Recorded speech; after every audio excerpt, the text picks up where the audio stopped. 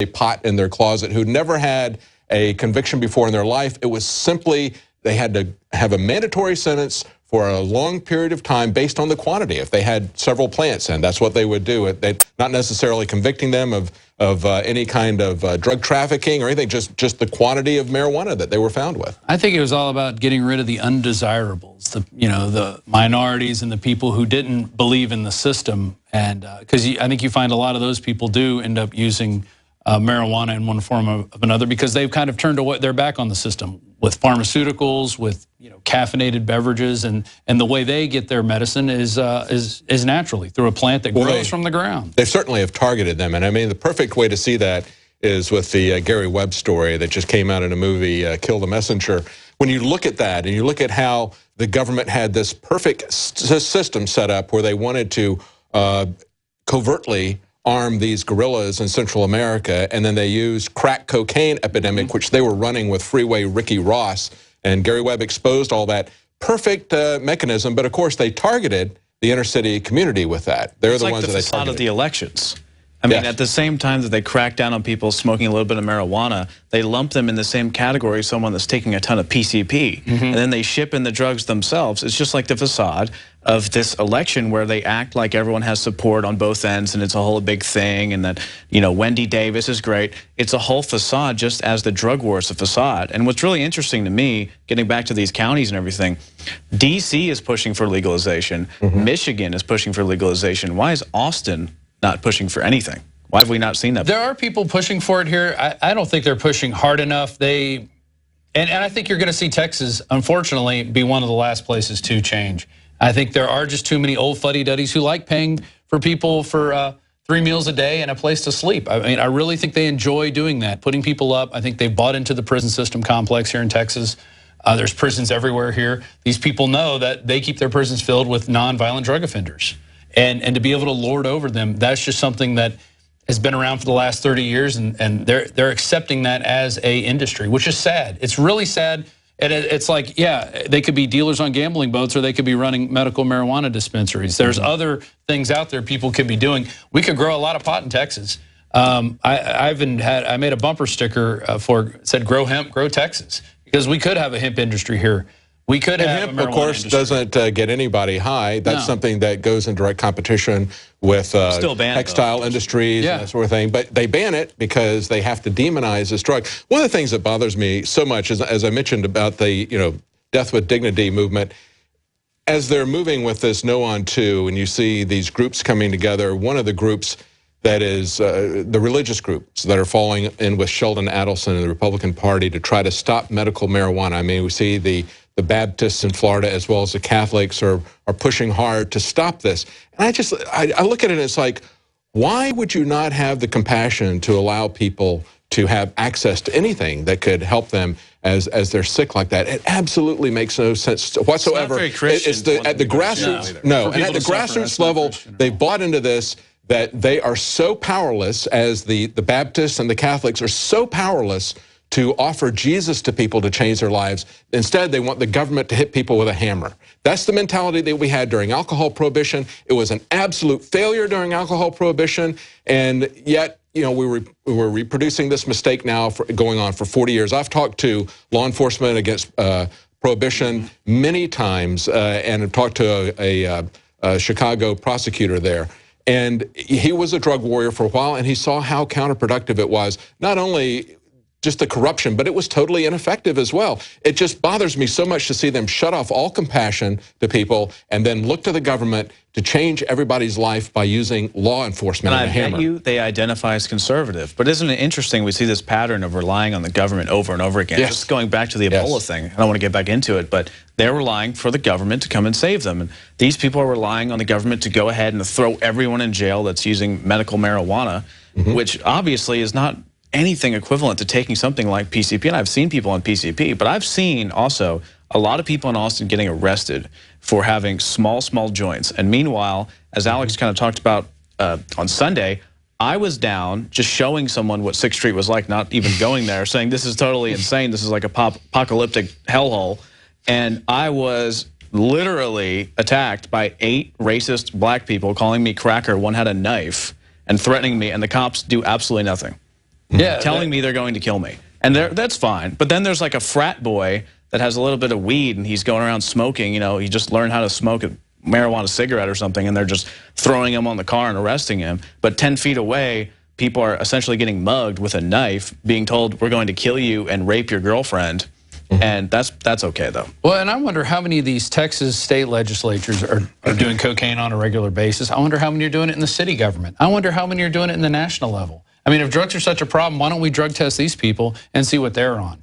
Why can't we do that? I mean, we drug test everybody else in the universe. If you want to get welfare, they want to give you a drug test, which I'm okay with. Yeah. But I say, let's drug test the government. They're the biggest welfare recipients out there. Well, let's drug test the corporations that we're giving tax breaks to. Let's drug test all these people. If we got to look at everybody else, let's look at everybody with the same microscope.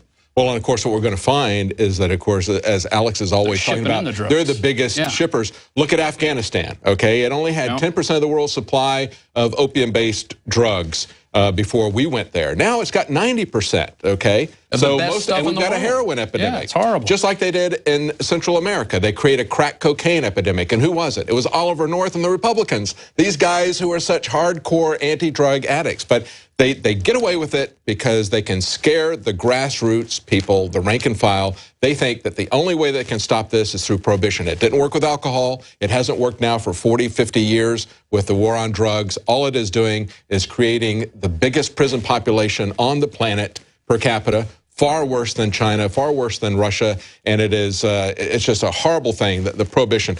I don't drink alcohol, I don't do drugs, you guys know that. I am absolutely, totally against prohibition. And I am against allowing people to suffer and die because you're withholding safe, effective, things that could possibly be safe and effective. I was galvanized in this back in the early 90s. There was a guy, Peter McWilliams, and he wrote a book, Ain't Nobody's Business If You Do. This guy was, a pretty libertarian or whatever. He was undergoing treatment for AIDS at the time, and the pharmaceuticals that he was having, making him violently ill, just like somebody on cancer treatment. He had a judge say you cannot use medical marijuana. It's the only thing that smoking marijuana was the only thing that kept it under control. The Marinol pills did not work, okay, make him throw up, just like so many people. So he kept doing it. The judge arrested him, put him in jail. He died in a jail cell, choking on his own vomit. And I said, how can people put up with this? How can we say that we want to do this as a society? How can we justify locking people up for the number of years that Reagan and Ed Meese came up with? It's an absolute abomination. Yeah, it is terrible. And actually, we have a special report I'd like to go to real quick. And this is filed by Joe Biggs, who was actually in Afghanistan. He was on missions where they were bringing guys in, bringing supplies in, guarding fields where they were growing poppies and then harvesting them. And their big excuse is that, well, this is their lifestyle. This is what they do. And I mean, well, what are we there for? We're there to protect their lifestyle, to grow heroin and opium and poppies. We're there for that. We're there for the lithium, for the batteries. That's, but we can't. Other things too. What if there's a lot of people's lifestyle here that is growing pot and smoking it. So why are we protecting their lifestyle? Oh well, we're not making black ops CIA money. Yeah. So we make their lifestyle going to jail. Exactly. Do we have that report? You guys could throw it to it? All right, go ahead and throw it to that.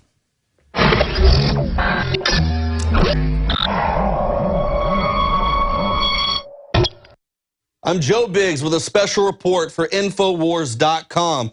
Now, we just had a recent report put up by NBC News stating Afghan opium poppies hit record high despite $7 billion U.S.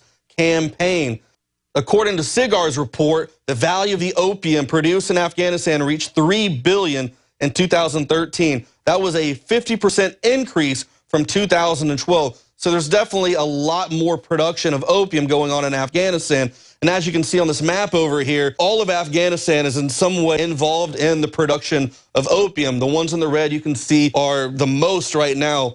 That's on the border of Iran over here in Farah. And then over to the right, you've got Kabul right here on the Pakistan border. Those areas have gone up a lot in production. I was in the Coast Province just below that in the green right there. Production has decreased. And it's for a reason, because those guys are a lot more traditional. They are tribal leaders who are very anti-Taliban, very anti-Western in any kind of way. So when we would go in and ask them, basically, not me personally, but the higher powers that be, when they would go in and speak and ask these guys if, they were willing to play ball, and they say no, their crops would be completely burnt down or destroyed in some kind of manner. So the ones who are willing to play ball are the ones who are going to have their production go up, like there and over here in Kabul as well. I've got some stories, personal stories as well, from being in Afghanistan, where we would be called out on these missions and, be told not to ask any questions. We would have these OGA or other government agency type guys,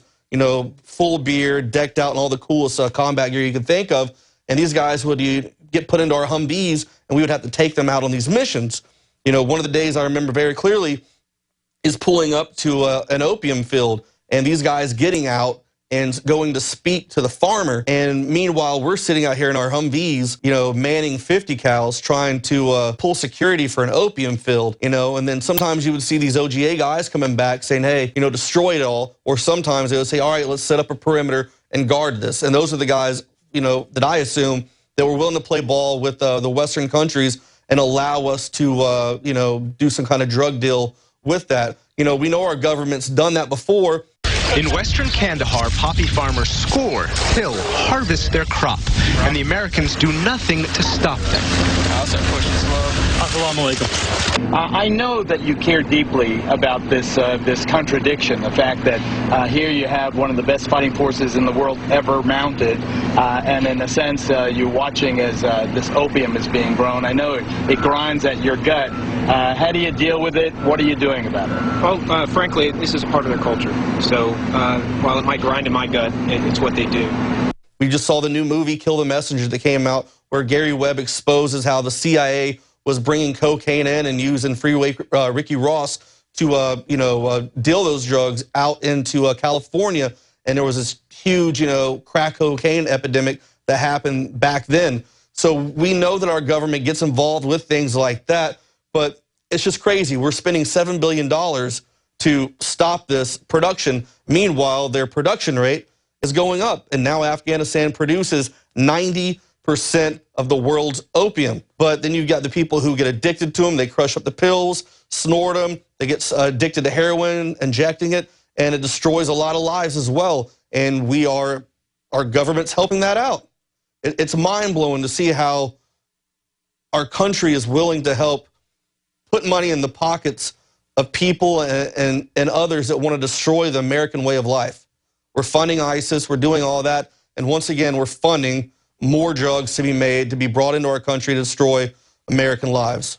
So continue watching our reports on INFOWARS.com. I'm Joe Biggs.